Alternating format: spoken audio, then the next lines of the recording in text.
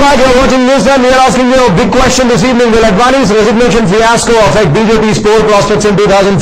You can share your views with News9. Call us on 08022360303 or 04. Otherwise, send us a text on 56006890. As I mentioned earlier, the bigger issue is not the internal squabble right now because the message is loud and clear. The RSS and the BJP have made it adequately clear. No matter what happens with Advani, we are not going back on Modi. The problem is with the coalition partners. What happens to NDA as an entity is something that I would want to hear from Mr. Ajay Jha.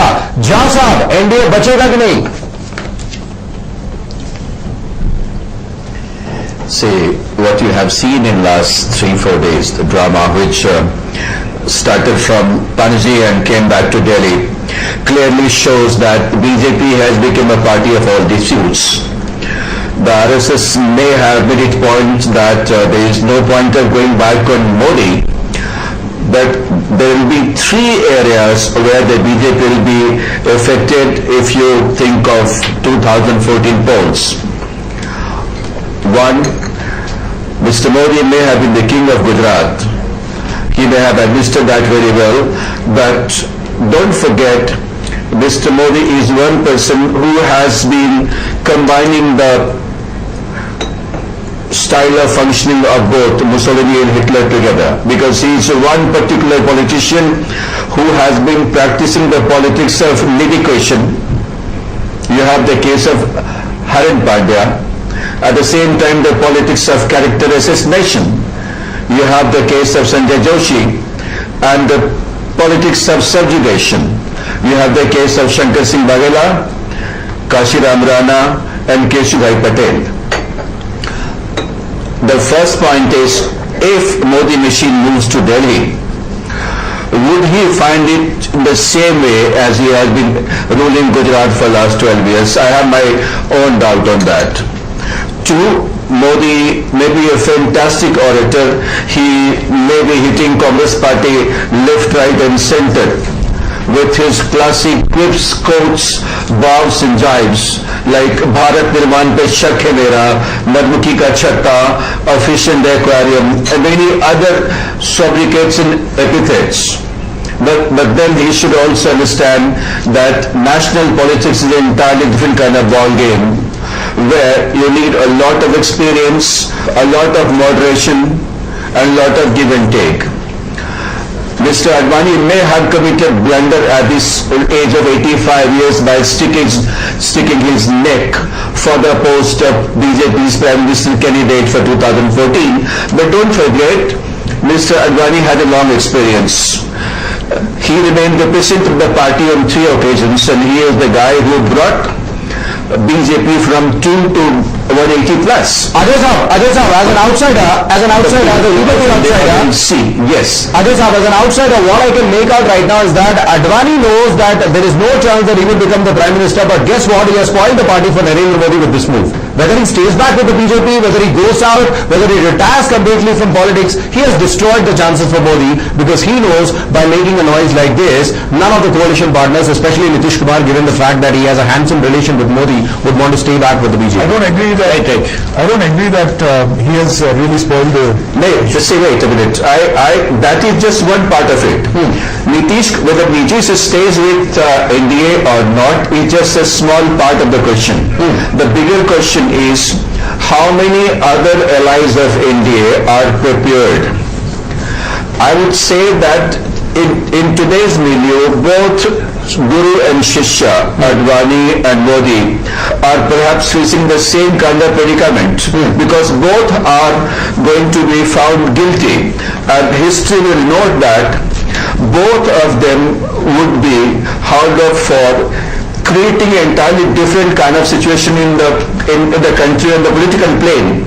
It was Advani's Rath Yatra in 92 which started the upset between communalism and secularism, and it is going to be almost the same way this time around, because the issue of corruption, Colgate, 2G scam would be forgotten.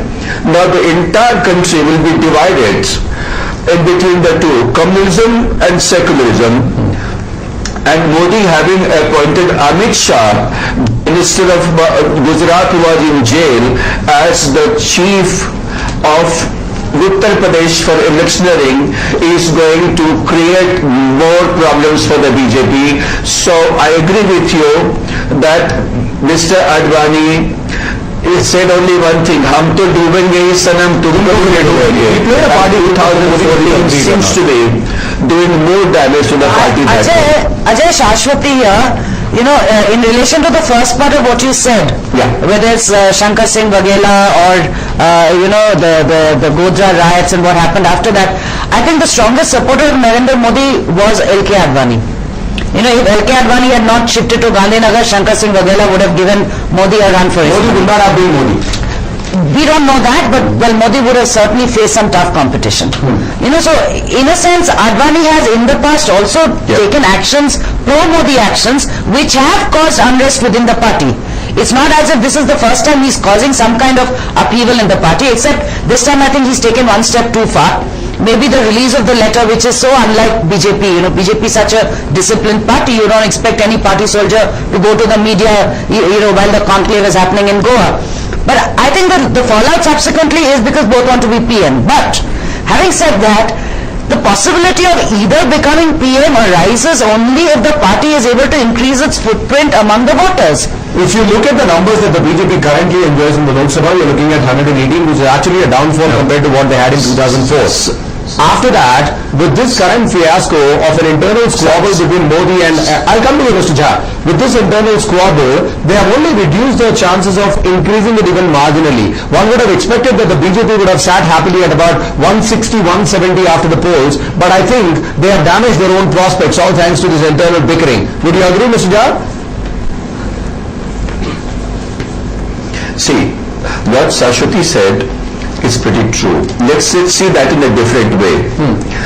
Both Guru and Shishya, Advani and Modi, have been the practitioners of hardcore Hindutva politics.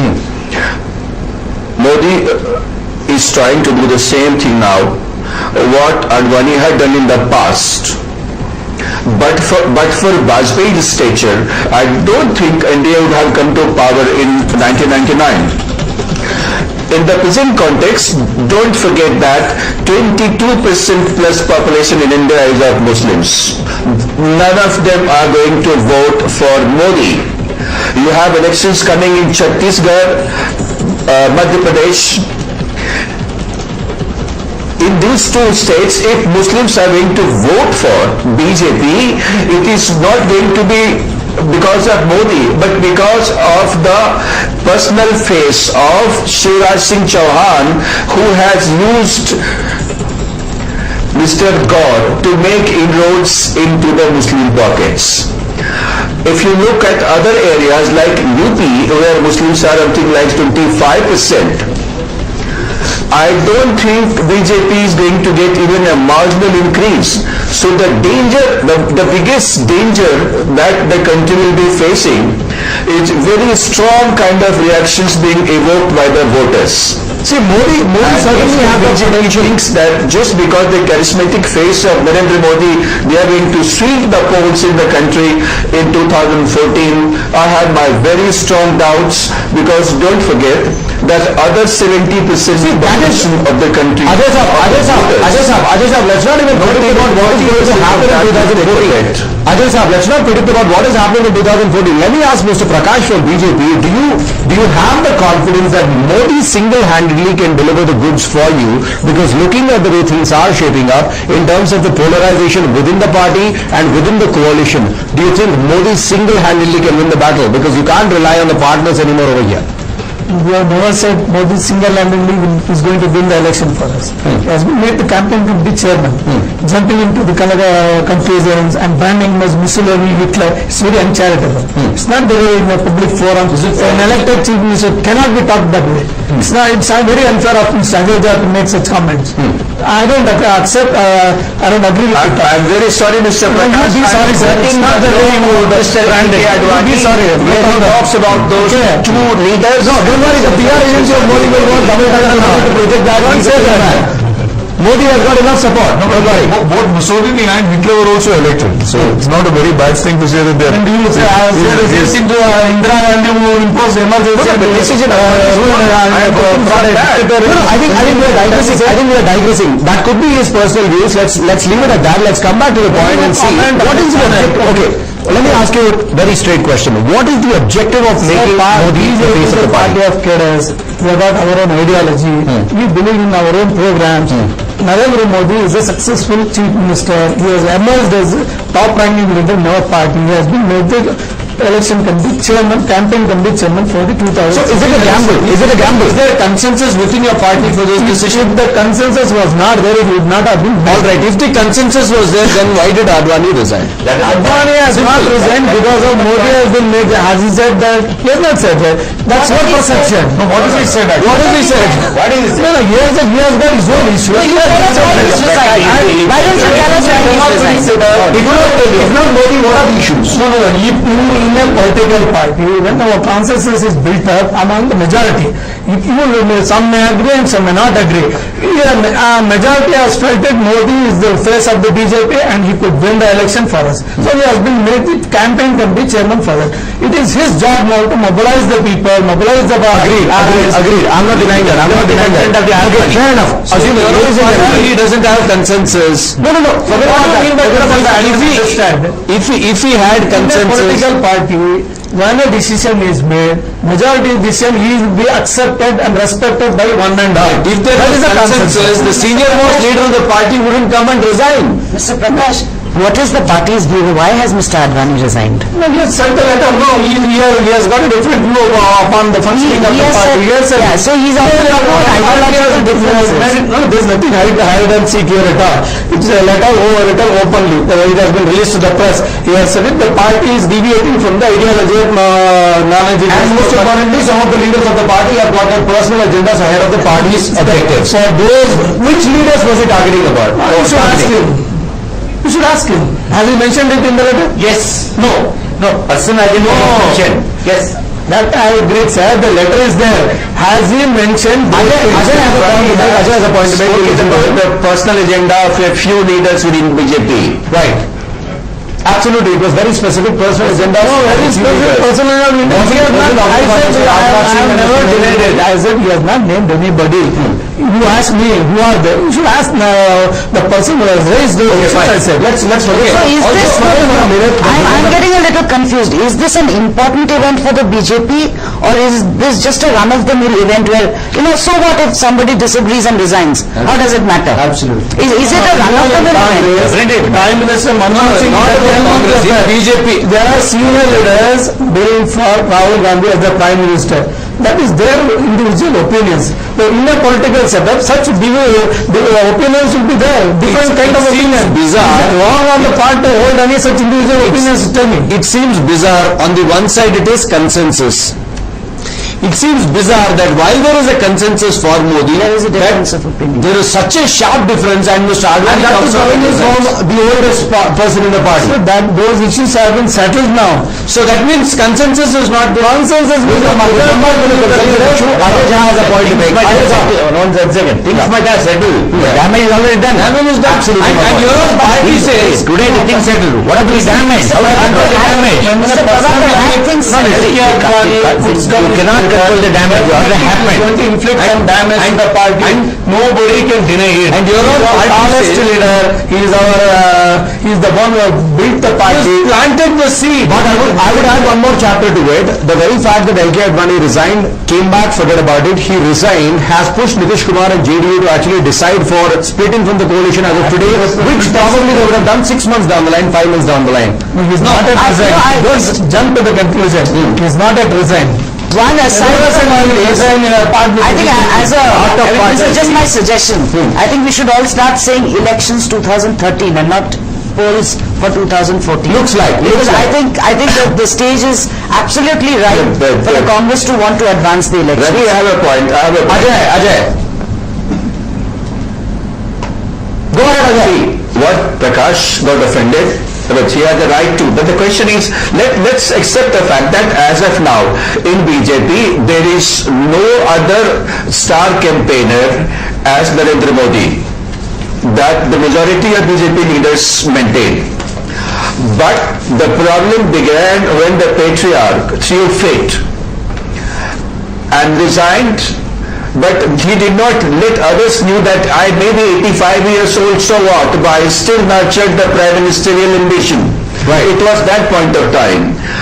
Mr. Advani's stature has come down by a few notches, and that's how the RSS had to intervene and put some kind of balance that, look, I accept you as well, but I cannot negate Modi.